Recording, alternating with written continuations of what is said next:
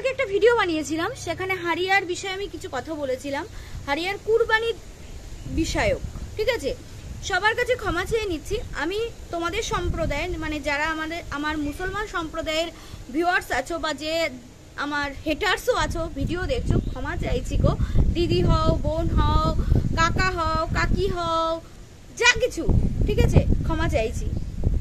বলতে চাই যে আমি তোমাদের নিয়ম অতটা জানি না, তবে যেটুকু জানি সেটুকু দিয়ে আমি কথা বলেছিলাম। সেখানে কেন বলেছিলাম সেটা বলছি। কুরবানি দেওয়ার ব্যাপারটা বলেছিলাম, কেন বলেছিলাম তোমাদেরকে আমি বলছি। কারণ হারিয়ার ভিউজ আমি দেখেছি, আর ইউটিউবে কাজ করি তো ওই ভিউজে কত ইনকাম হতে পারে সেটা অন্তত পক্ষে যারা ইউটিউবে কাজ করে তারা কিন্তু জানে।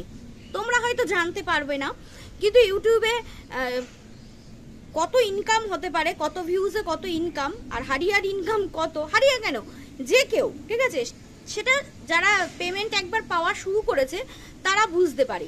সেই হিসেবে বলেছিলাম যে ক্ষমতার কথা বলছিল না, হারিয়া ক্ষমতার কথা বলছিল, তাই বলেছিলাম যে কুরবানি দেওয়ার মতো ক্ষমতা তোমার আছে বলেছিলাম। তো তার জন্য গতকালকে অনেকেই কমেন্ট করেছে, অনেকে না, 2-3 জন কমেন্ট করেছে যারা মুসলমান সম্প্রদায়ের, যে কুরবানি নিয়ে কথা বলো না, কুরবানি দিতে গেলে অনেক কিছু লাগে এবং ক্ষমতা থাকা দরকার, না দিলেও হয়। না দিলেও তো হয়, কেন হবে না? আমাদের হিন্দু ধর্মের মধ্যে অনেকে দুর্গা পূজাতে মাকে সোনার টিপ দেয়, তাদের ক্ষমতা আছে তাই দেয়। অনেকে মাকে শাখা, শাড়ি, তারপরে সিঁদুর এইসব দিয়ে পুজো দেয়, তাদের ক্ষমতা আছে তাই। অনেকে মার ভোগ দেয়, তাদের ক্ষমতা আছে দেয়। যাদের সামর্থ্য নেই তারা মাকে ফল মিষ্টি দিয়ে পুজো দেয়, মানে অঞ্জলি দেয়। এরকম যাদের ক্ষমতা যেমন আছে তারা সেরকম করবে। কিন্তু এই ক্ষমতার কথা যখন উঠেছিল তখন বলেছিলাম, দেখো আজকে কতটা একদম 90 ডিগ্রি পাল্টি খেয়ে গেল। হারিয়ার আর হারিয়ার মা বলল ক্ষমতা আছে, কালকে বলেছিল ক্ষমতা নেই, আজকে বলছে ক্ষমতা আছে, শুধু পাপা বাড়ি নেই বলে দিতে পারলাম না, আগামী বছর অবশ্যই দেব। বললো কি বললো না বলো? আজকের ভিডিও দেখেছো তো? আজকে এটাই বলেছে। এবং ওরা নেক্সট টাইম কন্ট্রোভার্সি রিলেটেড, মানে তোমরা কন্ট্রোভার্সি করো বা দুঃখের কাহিনী নিয়ে ভিডিওগুলো আনবে, ঠিক আছে, কোনো সমস্যা নেই, আমরাও কন্টেন্ট পাবো, তাদেরও ভিউজ হবে, কারণ তার ভিউজ এখন প্রচুর ডাউন হয়ে গেছে। তো এখন কুরবানি রিলেটেড আজকে কি ভিডিও আনলো? গতকালকে ভিডিও এনেছে কিন্তু ক্ষমতা নেই, একদিনের মধ্যে ক্ষমতা হয়ে গেল। বললো হ্যাঁ ক্ষমতা আছে, শুধু পাপা বাড়ি নেই বলে ফার্স্ট টাইম কুরবানি দেবো, পাপা বাড়ি নেই তাই দিইনি। আজকের ভিডিওতে এইটাই বলেছে। তাহলে যারা গতকালকে আমাকে বললে যে কুরবানি দেওয়ার ক্ষমতা না থাকলে কি করবে, তাহলে বলো। আমি শুধু বলেছি ওর ভিউজ নিয়ে। এবার তাতে তোমাদের নিয়মে যদি থাকে যে এত ভরি সোনা লাগবে, তারপরে এত টাকা ব্যাংকে জমানো থাকা দরকার, বা এত জমি জমা থাকার দরকার, তারপরে কি তুমি কুরবানি দিতে পারবে, না হলে সেটা পাপ হবে, এরকম বললো আজকে হারিয়া। আমি সত্যিই জানি না গো তোমাদের এই নিয়মগুলো, আমি সত্যিই জানি না। তো এইগুলো নিয়ম আছে নাকি সেটা বললো। তারপরে হারিয়া বলল যে ওর কাছে ওর আংটিটা, যেটা ওর গিফটে পাওয়া, আর ওর মার নাকেরটা ছাড়া ওর কাছে আর কোনো সোনার, ওদের আর সোনার কোনো জিনিস নেই, কারণ ওর মার কানেরটাও সোনার না, এটাই বললো। তাহলে আগামী বছর কুরবানি দেবে বলে যে ও প্রতিশ্রুতি দিল, তখন কি করে এই যে সোনা, তারপরে এত টাকা ব্যাংকে জমানো দেখানো দরকার, এত জমি আছে, এই সমস্ত কিছু প্রমাণ কি করে দেবে তোমরাই বলো। ও যে আর তাছাড়া ওর পাপা যদি ইনকেস এ বছর বাড়ি থাকতো তাহলে ওরা কি করে কুরবানি দিত, এই নিয়মগুলো নাকি আছে কুরবানি দিতে গেলে। তো সেই হিসাবেই বলেছি, আমি তোমাদের ধর্ম সম্পর্কে অতটা কিছু জানি না, তোমরা তোমাদের ধর্মটাকে খুব ভালো করে জানো, এটাই তো স্বাভাবিক, যে যার ধর্ম সম্পর্কে ভালোভাবে জানো, কারণ যার কাছে যার ধর্ম শ্রেষ্ঠ, ঠিক আছে, আমার কথাগুলো বোঝার চেষ্টা করো, সেই জন্য আমি বলেছি। আর ওদের মধ্যে আনন্দ ফুর্তি দেখতে পাইনি। হ্যাঁ পাপা বাড়ি নেই তার জন্য ঠিক আছে, কিন্তু পাপা বাড়ি নেই এটা তো এমন নয় যে পাপা কালকে বাড়ির থেকে গেছে, এরকম নয়। পাপা যে বাড়ি থাকছে না সেটা একটা স্বাভাবিক, অনেক বছরই উনি বাড়ি থাকছে না, এটা একটা স্বাভাবিক ওদের চলছে। তো হুট করে যে এবারের ঈদেই থাকছে না বা ঈদের আগের দিন বাড়ি থেকে বাইরে গেছে সেরকম না, তাহলে এত মন খারাপের কি হয়েছে? এবার আর একটা কথা বলি যে তোমাদের আমি শুধু জানতে চাই যারা মুসলমান সম্প্রদায়ের ভিউয়ার্স আমার ভিডিও দেখছো তারা বলো তো যে আমাদের মধ্যে যেমন মানে আমার ছেলে মেয়ে উভয়ই পুজো করতে পারে, তো সেখানে তোমাদের মধ্যে কি মানে বউরাও নামাজ পড়তে পারে কি, সেটা আমাকে কমেন্ট করে জানিও, ঠিক আছে? আমি জানি না তাই জিজ্ঞাসা করছি যে তোমাদের মধ্যে বউরাও নামাজ পড়তে পারে কি। যদি তাই হতো তাহলে হারিয়ার মা কেন নামাজ পড়ে না, আমরা কেন দেখতে পাই না যে সকালবেলা উঠে মা নামাজ পড়তে গেল, এটা কেন, বা বাড়িতে নামাজ পড়ছে এটা কেন আমরা দেখি না?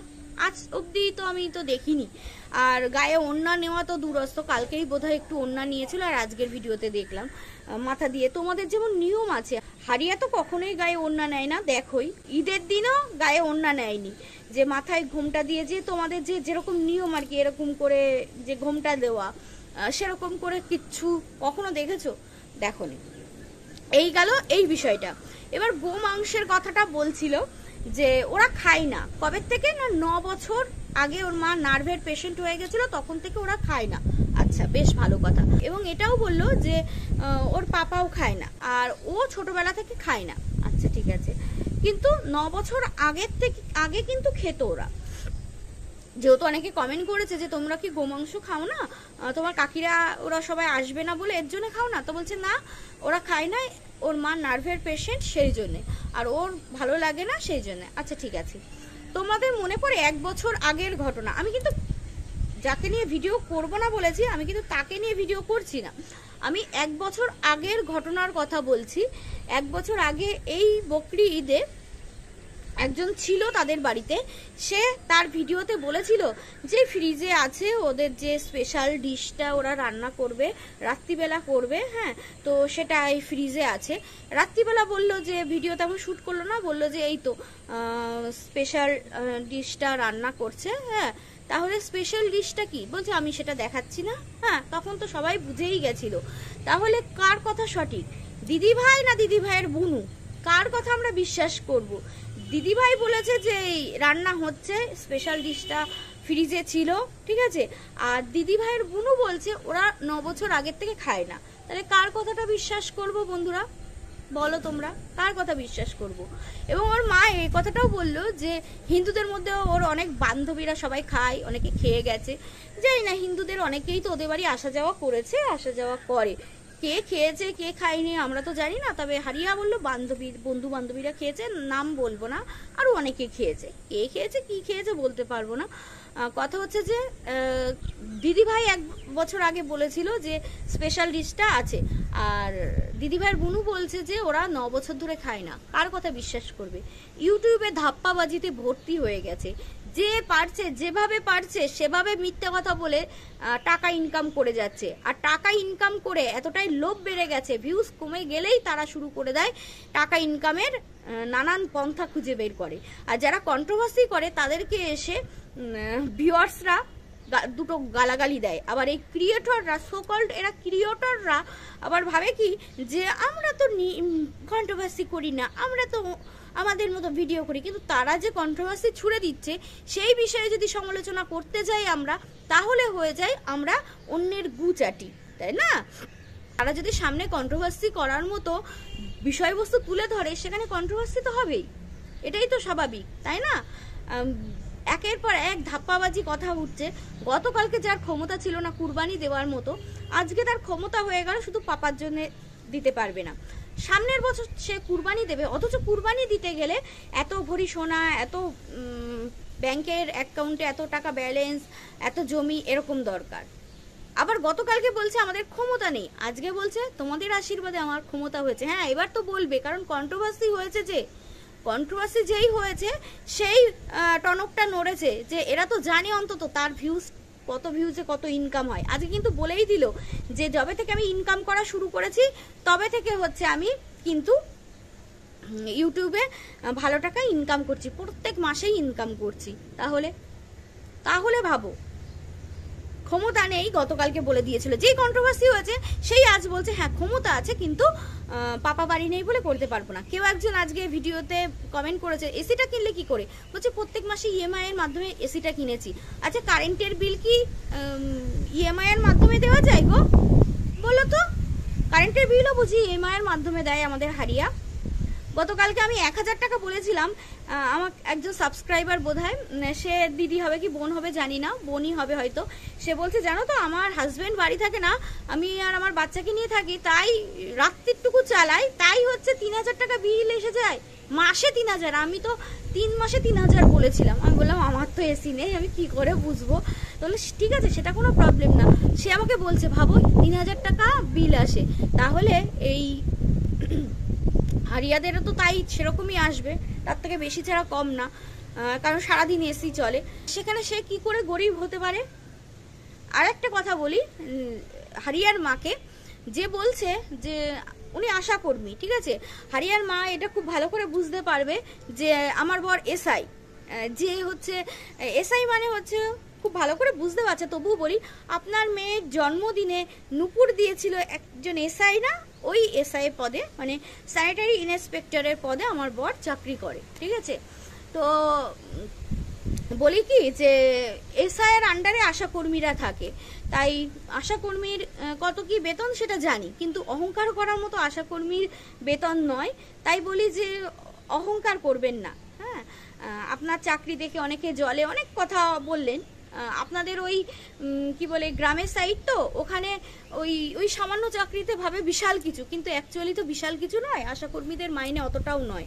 হ্যাঁ, তো সেখানে এই সময় ডেঙ্গু, পোলিও, তারপরে যখন এই করোনার ভ্যাকসিন হলো না, তখন বেশ ভালো টাকা ইনকাম হয়েছে, বুঝতে পেরেছো। এই আবার এ মাস থেকে ডেঙ্গু শুরু হয়েছে। ডেঙ্গুর যখন প্রজেক্টে কাজ আসে তখন আমার বরকেই বেশি খাটতে হয়, যদিও তবুও সবাই সমান ভাগ পায়, কিন্তু আমার বরই বেশি খাটে, কারণ ওই সমস্ত মাথায় আদার্সদের খুব কম ঢোকে। তো বেশ ভালো লাগে, তখন বেশ ভালো লাগে যে হ্যাঁ এক্সট্রা সাইড ইনকাম হবে। তাছাড়া হচ্ছে আশাকর্মীদের মাইনে খুবই কম, এটাই।